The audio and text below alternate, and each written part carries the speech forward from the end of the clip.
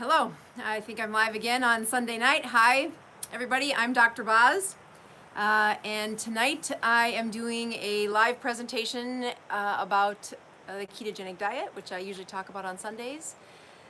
And this time I have a couple things I want to focus on that have a lot to do with my past week and why I love the ketogenic diet, but also just an incredible accomplishment this week. I had 75,000 people on my YouTube channel this week. That was, to think, 6 months, not even 6 months ago, 3.5 months ago, I was at 2,000 followers. So originally these videos and these blog posts were for my patients as I was trying to teach them about something that seemed to have a lot of fluff out there for education, and there just wasn't enough time in the exam room for me to spend what was needed for them to learn about the ketogenic diet. So I had written a book called Any Way You Can, and the book was great, but sometimes I just needed them to focus on one or two concepts. And so as a result, I posted the video as part of their education, and just a way to give them, one condensed area to look as we were teaching about things. I've been on the ketogenic diet for over 2.5 years, probably 2.5 years, and I was just reflecting, thinking about a year ago this month. I had finished writing the book and editing the book to the best that I could at that point, and I was trying to make sure I had the courage to push publish. I'd never published a book before, and you put yourself out there with concepts like a ketogenic diet, and you just need to have your feet grounded for some of the controversy that it can cause. So I'm here to put out some of the myths, just to tell you how I teach patients. Over the last 3.5 months, my channel has exploded with folks that aren't my patients, but have been so thankful for this channel and the education that comes with it. I am continuing to learn about what is important to the people watching this.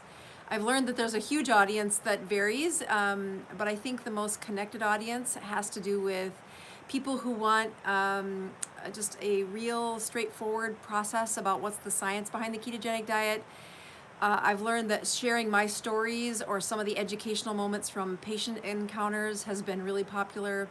It just shows you where the struggles have been.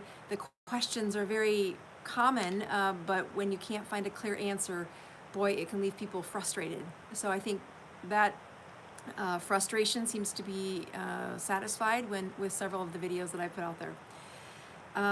Sundays, why Sundays? Sundays start the beginning of my week, and I have started fasting on Sundays. I've used fasting as a way to teach patients that, first of all, it's possible. Second of all, there's a lot more that goes behind fasting, especially when you launch off of a ketogenic diet.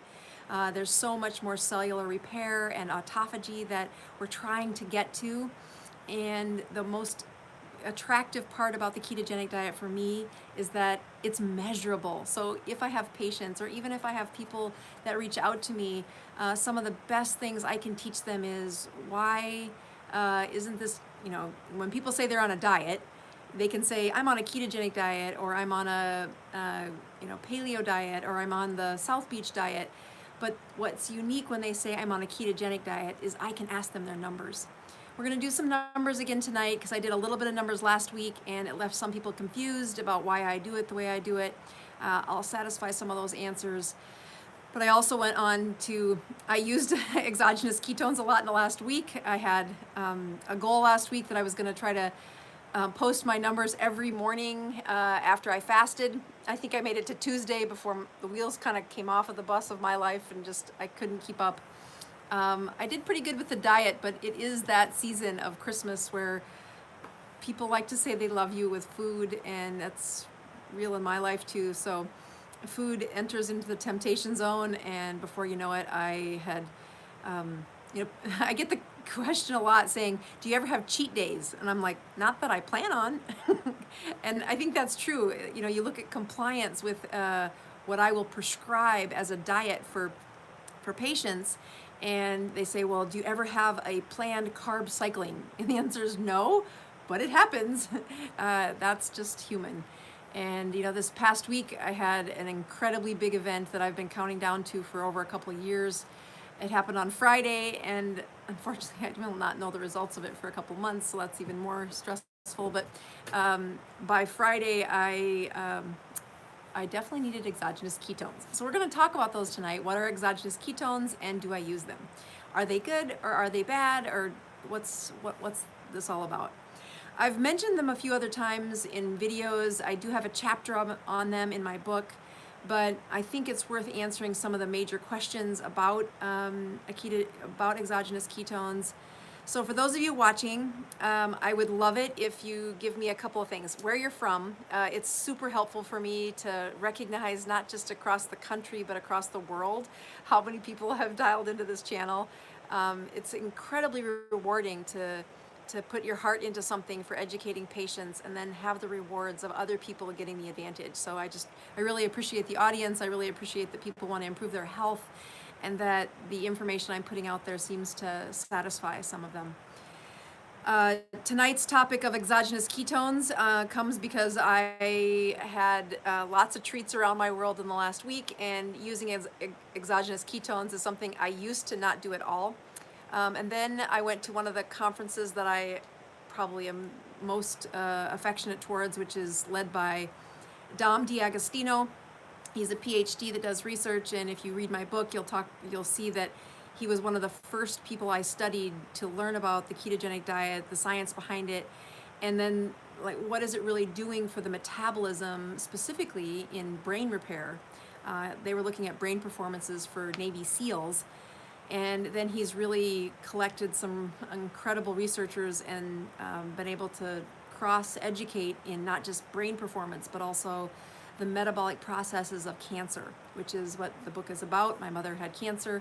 I was just learning about the ketogenic diet, and she reached a critical choice point in her journey, and we dove all in. We dove all in for how to take care of her health with ketones as part of one of our weapons, and we're going to talk about how we used exogenous ketones. So I think first let's start with one big punchline. I use them. I didn't always do this. I used to think it was a way to cheat, and that wasn't this, you should let your body make ketones. And although I do think that's a great answer, and I'm young and healthy, I've got kids that are young and healthy, and we can make ketones pretty easily. That isn't everybody. And even in cases like mine, this past week, I could have made ketones, I could have fasted, but the stress got to me, and I had sugar, and I had times where temptation won.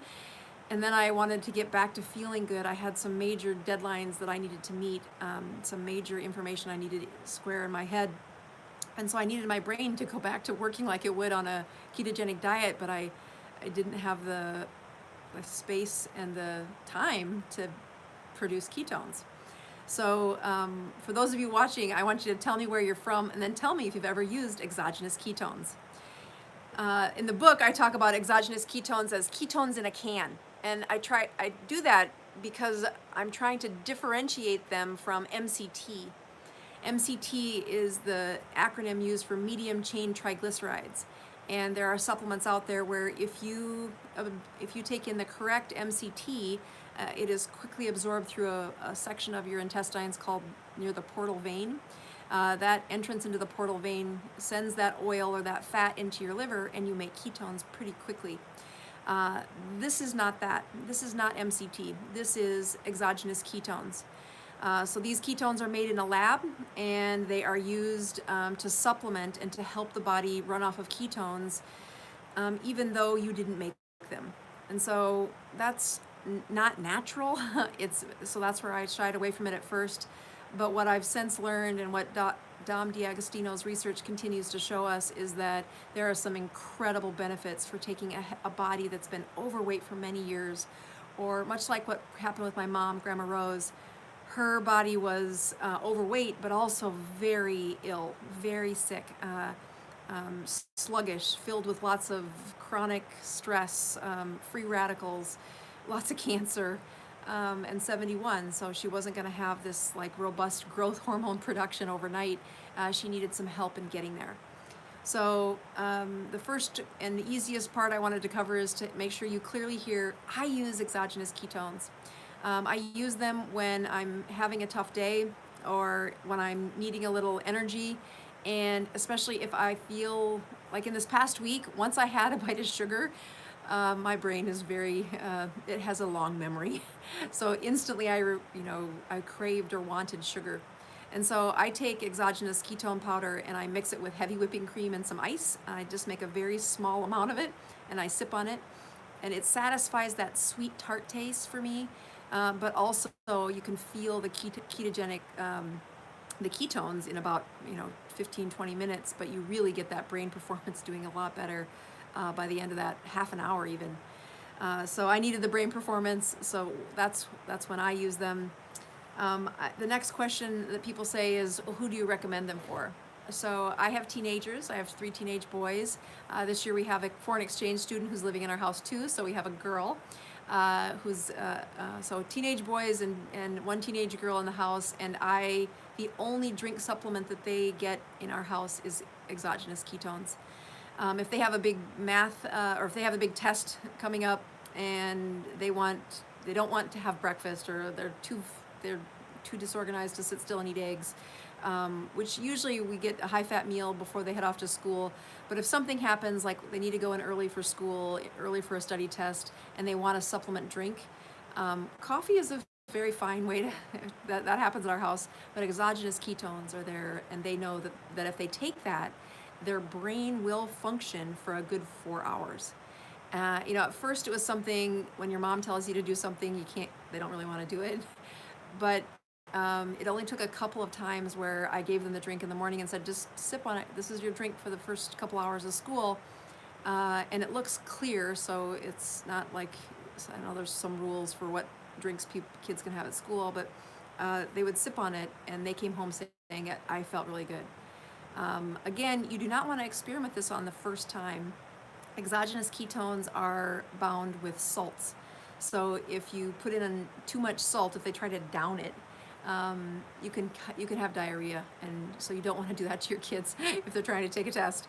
But once they'd had the drink a couple of times and realized, no, just if you can drink this over the next couple of hours, you're going to see increased mental performance.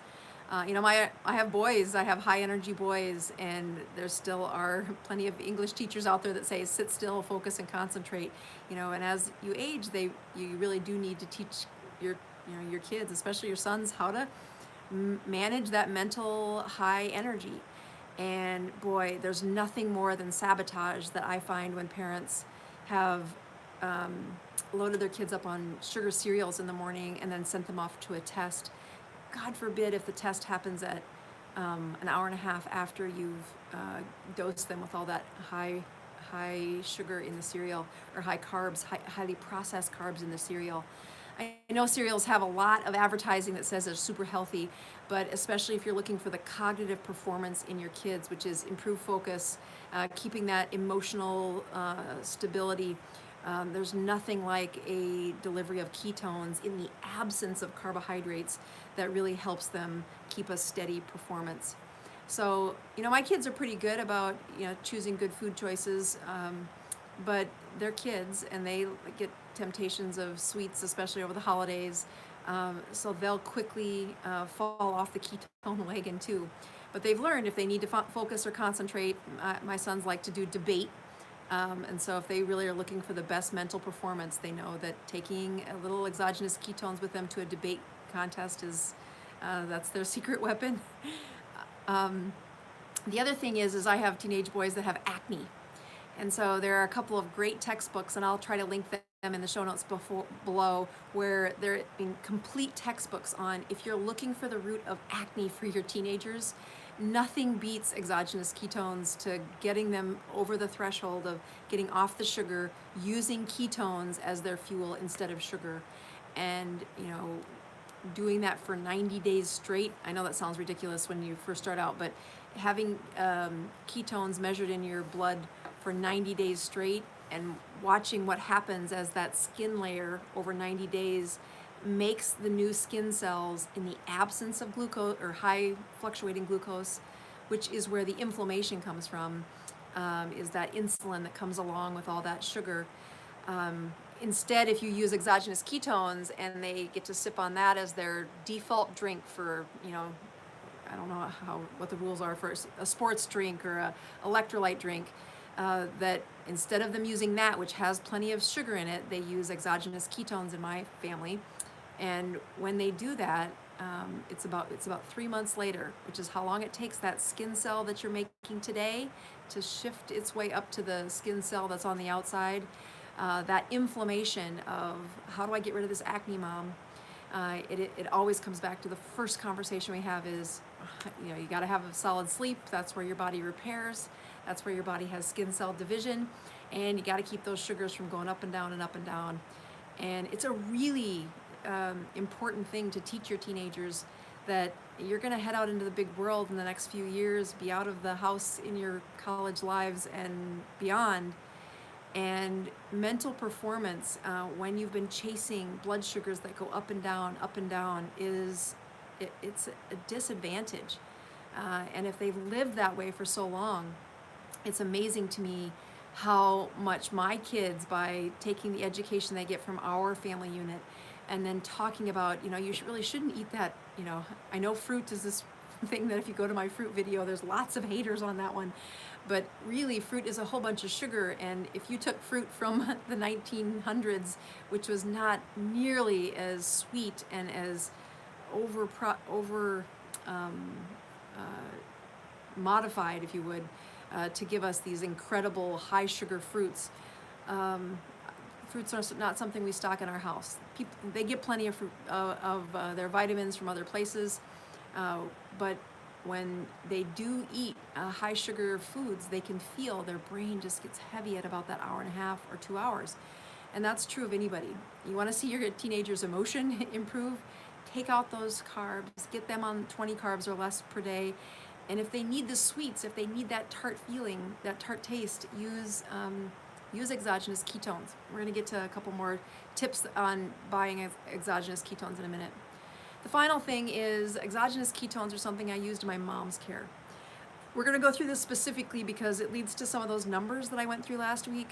Remember, my mom was 71 years old. She had cancer for 10 years. She had been insulin resistant, and although did pretty well, she got to another major critical point where I needed her ratios. We're going to go through that in a minute to get into a much better level. So here's my mom, 71 years old. And by this time she was 72, and she was in a difficult place to get that cancer to get as low as possible. There had just been one paper come out by Thomas Seyfried at this point. This was a few years ago, where they had seen even when they supplemented the ketones with exogenous ketones, they were able to get some pretty good outcomes. And again, this was also some of the information that came through Dom D'Agostino's research from University of South Florida. So in full disclosure, there's one thing so let's just remind you, if there's ever an endorsement to say, do I use exogenous ketone? The answer is yes, I take them. I think I've explained a few reasons why I take them. I recommend them in my children and in my mother who was trying to die from cancer. It is one of the first things that I've put my name on in a product, and I did it because I was looking for a exogenous ketone with a specific ingredient.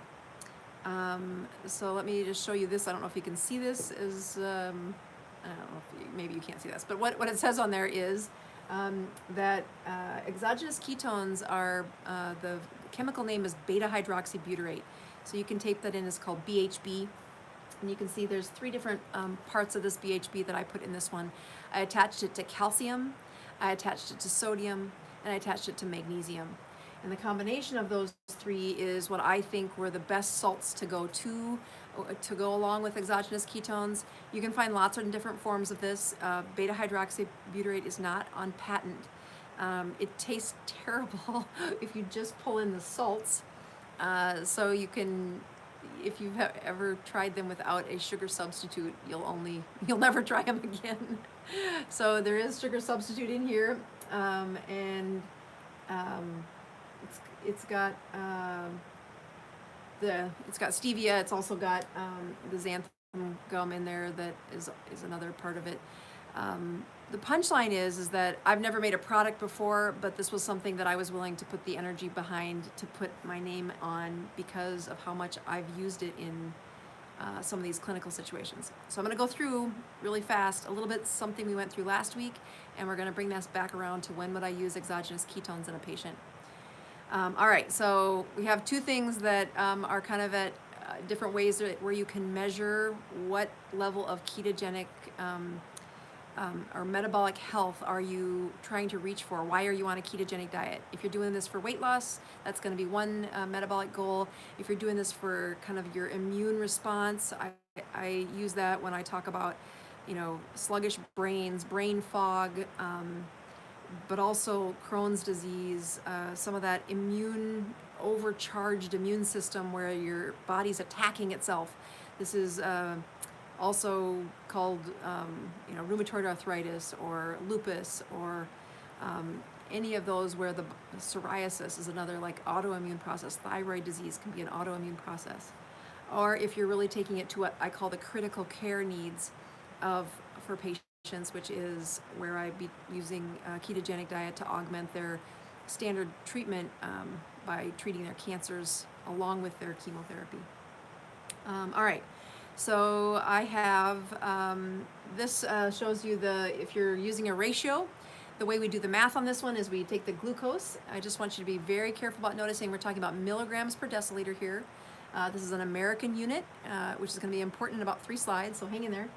Milligrams per deciliter, you take the glucose and you divide it by the ketones. If you follow me on Instagram, you'll see that this is the number that I post. I do this specifically to encourage my mom, who currently is under chemotherapy again and doing okay, but her need to stay as strict on a ketogenic diet as possible is it's incredibly supportive for any of you that do follow me on Instagram. She follows that too, and I have lots of people cheering on Grandma Rose for she has to reach a much higher goal than I do. So if you're doing this for weight loss, we try to get that ratio down to 80 or less. And again, the best time to check this is first thing when you get up in the morning. You can check it throughout the day, and the more times you hit 80 or less, the more you can be guaranteed or confident that your metabolic process is really doing well to lose the weight. I have it right next to where I go to the bathroom, so it's the first thing you do. You're not taking the dog out or making the cup of coffee. You really do it first thing in the morning. I do think that's an error I see lots of people make, so try to check those numbers first thing in the morning. A second level I look for is if you take the glucose and you divide it by the ketones and you get a ratio of 40. This is where you do get a pretty good chance of autophagy happening. But more importantly, I tell people to look for those who are using a ketogenic diet to improve their immune system, improve their, so doc, I got this bad knee and I don't want to have surgery. How can I repair it? I'm pushing people to say, if you're trying to clean up something inside your joint, that's a place of very low metabolic turnover. So you have to push it to the numbers of 40 or less, and you got to do it consistently. You got to get there for at least 90 days in a row. Third is you look at the people who, I just put cancer here, but I would call this the critical care folks. Again, I really hope you're under the care of a doctor if you do this. I have people reaching out to me, and if your doctors reach out to me, it's even better because I would love to teach them. I just had another one reach out in the last day or so saying, can you help me help my patient? And it just really pulls at my heartstrings to say, absolutely, let me show you what I've learned. First of all, buy the book and have your patient buy the book. It really is the foundation of teaching the basic science for this diet. And I've just had an amazing feedback on how many people have learned from that. All right, so here's the biggest thing we're going to compare this to. So these were where all these questions came from. If you go to the sciencey side of this diet, they are amazing. These are the Thomas Seyfrieds of the world out of Boston College, the Dom D'Agostinos, and they follow this. They use a glucose ketone index. First thing is first is this is what all of the research papers are written on. The ratios that I just went through are something that I extrapolated. I'm going to show you how I did that and why I think it's easier for my patients to follow the ratio as opposed to the GKI. So first of all, their glucose is in a different unit. It's in millimoles per liter instead of milligrams per deciliter. Um, and again, the ketones are all measured under the same units, so those stayed the same. I haven't put those on there. So when you look at GKI, if you're looking for the weight loss zone, which was 80 on our ratio, it's a 4-to-1 ratio. So in order to get a glucose, my mom would check her glucose and then have to divide by 18. There's the molecular weight of glucose was 18, so you'd have to divide it by 18. She'd put that number here, and then you'd have your ketone number over here. And we're trying to get the ratio to be a 4-to-1 ratio. So whatever she would get at, if her ketones were more than 1 or less than 1, she'd still have to convert them to match a ratio of taking this ketone to a 1 and to know where was she at on the comparison. To do the math for the immune system, it's a 2-to-1 ratio. Again, using that same way to convert the glucose molecular weight is divide by 18. And then the ratio for the immune system is 2-to-1. And again, those critical numbers were, for the cancer, is a 1-to-1. And again, that's really difficult. So let's just go through a few things. I know this is a chart, but I'm going to try and walk through it just to remind people what I just said. So if you look at the ratio, it is the glucose divided by the ketones. So in this example here, I have a glucose of 100 and ketones of 2.0. So that would give this woman or this person a ratio of 50. In this one, the glucose is divided by 18, which equals 5.5, and she had ketones of 2.0. So the tricky part here is you still have to convert that down, so you'd have to divide the 2 by 2 and the 5 by 2, the 5.5 by 2. So there's still another layer of math there, and this is where I would lose patience. My mom was like, forget it, I don't understand this. I'm gonna go through this a couple more, hang in there. So the weight loss, again, we want the 80 or less, the 4, which is the same as 4-to-1 on this ratio. The immune system, we want 40 or less, which is the 2-to-1 ratio, or 20 or less, which is what Grandma Rose was reaching for when we were treating her cancer, and that's a 1-to-1 ratio. Here, the pros are there's less math with the ratio. The cons are it's not a standard that's out there in the research papers, but it is evidence-based. I did convert this ratio. I found the ratios by doing the math for them over a large spreadsheet. Again, the GKI is used in the science journals, but it is more math than some people want to handle. Here's some examples. So this guy's glucose was 97 and his ketones were 1.2. That would give you a ratio of 80. If you took that 97 and divided it by 18, that's how you convert to the other ratio. You'd get a number of 5.3 millimoles per liter, and that would give you a ratio of 5.3 to 1.2. So now you have to convert the 1.2 to a 1, which gives you a ratio of 4.5 to 1. So again, this is more math than most people could do. I'll just do a couple more. If you had 100 glucose and your ketones were 1.5, you do the divide by 18 to get to 5.5 for the millimolars. That gives you a ratio of 66, so that's below the weight loss zone, but not quite to the immune system zone. And that gives you a ratio of 5.5 to 1.5, but when you take the math further, it's about a 3.7 to 1. So again, right on the edge there for whether or not you hit the immune system response. So weight loss, here's a ketone number where the number is 0.9. So again, 75 divided by 0.9 is a ratio of 83, so not quite weight loss zone. And again, the millimolar of 4.1 to 0.9 is about a 4.6 to 1. So again, not quite the immune system zone there. So final numbers down here, let's jump down to if you have a glucose of 67, you divide that by 18, and you get a millimolar of 3.7. That gives you, and a ketone of 3.2. That gives you a ratio of 20. And then when you do the glucose ketone index, it gives you a number of 1-to-1, and that's what Grandma Rose was reaching for. Which brings me back to exogenous ketones. So again, those numbers were really hard to reach. I mean, she fasted for over 30 days with less than 1/4 of a cup of bone broth a day, and that was intense. Like, she's 71, and even on a ketogenic diet, that was really a difficult reach for her to get to the numbers we needed to really put the stress on her cancer. Again, the reason they want that GKI to be 1-to-1 or the ratio to be less than 20 is that it lowers that glucose while pushing the body to make the ketones, and the cancer cannot adapt to use that as their fuel as well as the rest of our body can. You know, there's some loops that it will outsmart the system and do that, but boy, it was incredible. She couldn't do it. So we were reaching those kind of ratios of maybe in the 30s, or it was a 1 to 1.5 or 1 to 1.2. We couldn't get a 1-to-1. We just couldn't do it. Her body wouldn't do it. And so that's when we started using the exogenous ketones. She suffered, like most ketogenic people, especially if you're in your later years, she suffered with some low magnesium problems, which is why was really careful to select one that had magnesium in it. And I just found that she was able to reach those ratios much better when we were supplementing. And at the time, the evidence wasn't as strong as we have now that says, no, we can still see when we supplement either the animal data that those cancers still see a significant stress on the cancer cells, and the body does use that as a fuel source. So we use them in Grandma Rose. I use them in my kids.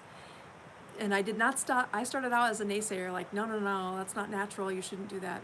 But I've just found places that in our busy lives and our busy worlds that it's way better than the sugars, especially when you have stressful weeks like I've had this week and you fall off the wagon. So I hope that answers some of the GKI stuff versus the ratio stuff. I hope that you have a good sense of why I recommend the BHB, or the beta hydroxybutyrate, otherwise known as exogenous ketones. I'm new to supplements. This is the first one I've ever made. So if you're looking for this, type in exogenous ketones on Amazon. And I think I'm like on the 6th page or something, so you got to keep scrolling until you find me. It would be very nice to be supported. This channel is super fun for me, and I'm looking to try to find a way to be more present on a classroom that's this big and to still be able to keep my head above the water here. So for those of you that did check out my website, I did have so many people visit it over the last week. It's only been launched for about a week. Let's see if I can get it to do this. Maybe not.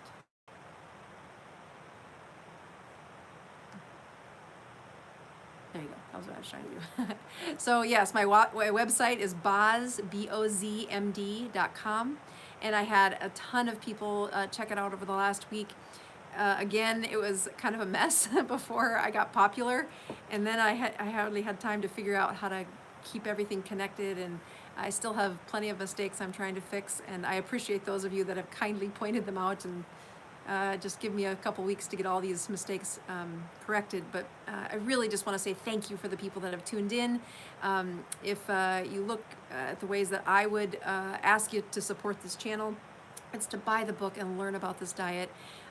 It's an incredible life-changing way that I think America and many communities across the globe can rescue from what has become an obese, overweight, inflamed population where their brains give out way before they should. And as a doctor who's committed my last 20 years to chronic disease management, the most tragic of those chronic diseases are when their brains fill with plaques long before they should, and they don't die, but their life isn't full of vigor. So, which is really where my mom was headed when we started that ketogenic diet. So she came back from the edge at 71. The Any Way You Can is the book. It's sold on Amazon. I like the audiobook the best. I think it turned out really nice. And if you are looking for the best Christmas gift you can give somebody, it would to give them a peek into how much their health could be improved by coming off of carbohydrates, really seeing the power of what a ketogenic diet can do, and watching their bodies reverse in age over the course of several months of a continuous production of ketones. All right, I think that wraps it for tonight. There are some links below in the show notes. I do have a glucose monitor that I recommend, that I've tested enough of them that this is what I would put my money towards. Those monitors can range up to $100 a piece. And if you need a glucose monitor and a ketone monitor, this one has them 2-in-1 for the same price. And I just have found that their strips are very high performance. I don't have to test 4 or 5 times to get the results. So check those out. Check out the book any way you can. And if you really want to support me, type in exogenous ketones and keep scrolling until you find the product that I've got my name on. Thanks again, and I appreciate everybody tuning in. I'll come back and look at your show notes here in a bit. Signing off is Dr. Boz.